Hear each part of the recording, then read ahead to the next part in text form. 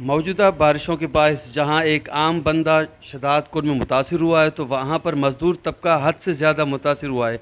इस हवाले से जब हमने मज़दूर तबके से बात की तो उनका मज़ीद कहना इस तरह था कि शदादकोट जो तालुको आहे उन में 100 राइस मिल आहिनि, उन में असांजा 50 कारखाना तक़रीबन बुॾी विया आहिनि।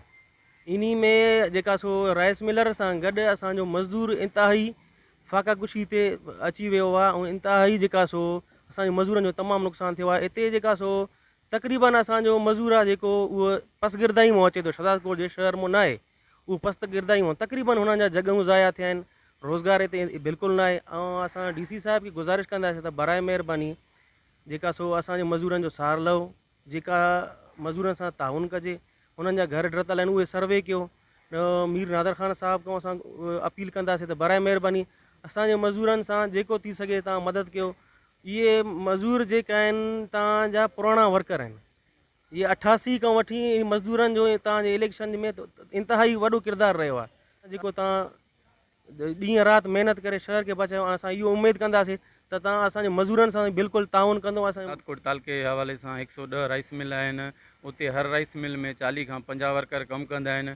ओवरऑल तक़रीबन 40 खां 50,000 वर्कर असांजा मुतासिर थिया आहिनि ऐं इंतिहाई असांजे शदादकोट जेको असांजो तालुको आहे उहो इंतिहाई डैमेज थियो आहे।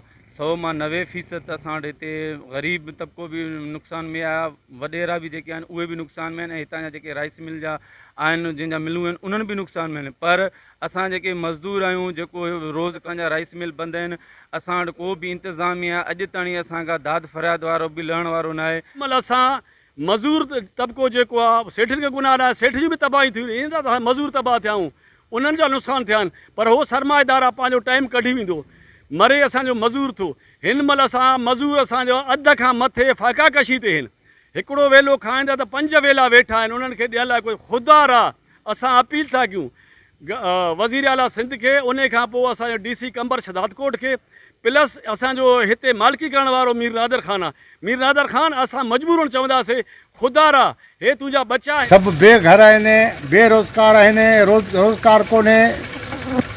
असां मुतालबो था कयूं, DC साहिब खे अर्ज़ु था कयूं त असांजो ख़्यालु करे, कंहिं पर ते चुल्ह ॿरे थी, कंहिं पर ते चुल्ह ॿरे कोन थी।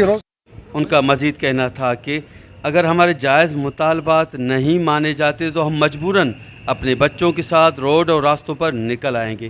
कैमरा टीम के साथ गुलाम अली ब्रावई, वश TV शदादकोट।